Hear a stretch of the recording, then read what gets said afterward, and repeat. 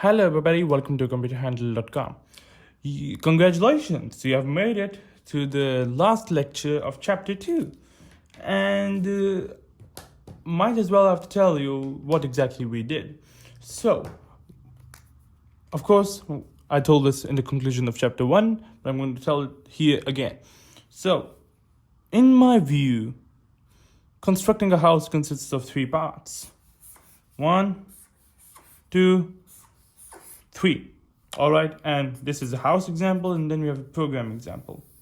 All right, so in a house, we've got first step, which is of course the blueprint itself.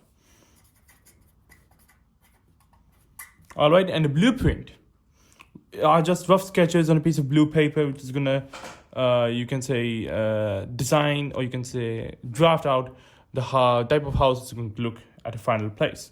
Then we have a prototype. All right, which is a final replica of your house. We're going to draw a little bit of blueprint here. Some rough sketches. And here we go. That's a very rough drawing.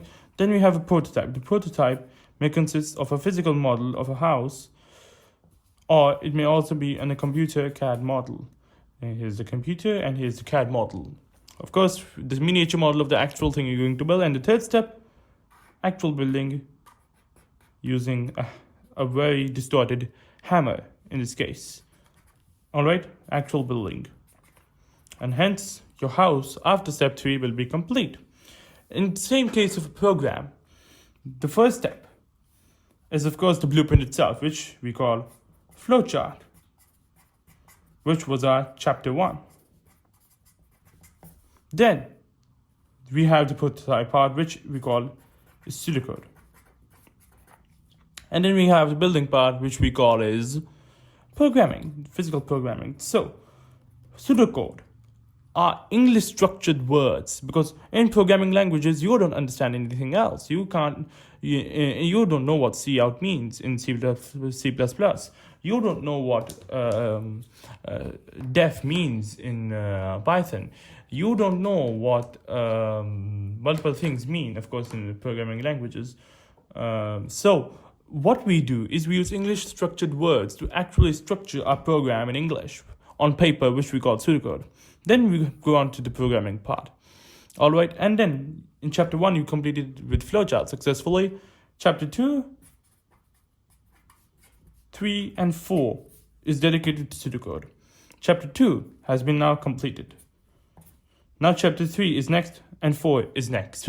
Followed by, if Computer Handle allows, we're going to may also upload some lectures on programming if we are continued successfully, financially, and multiple other factors as well to consider.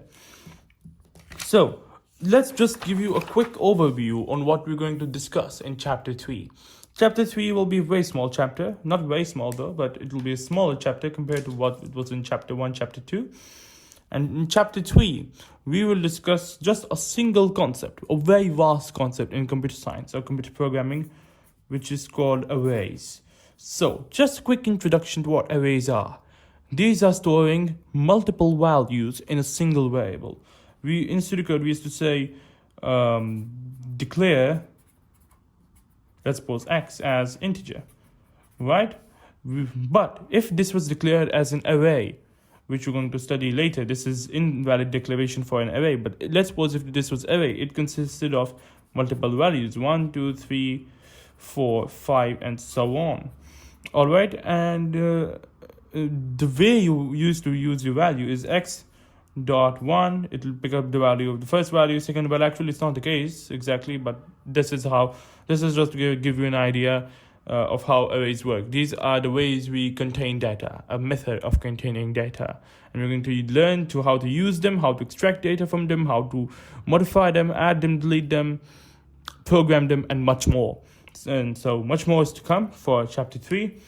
And meanwhile, if any of you have some plentiful of spare cash, it will be thoughtful to donate computerhandle.com by you can say helping me buy a coffee, or in the link description on the YouTube video, or of course on the supporters page on the computerhandle.com, our website. So thank you, everybody. Take care and see you in chapter 3. This is CEO and founder of computerhandle.com, Burhan Shad, signing off. Take care.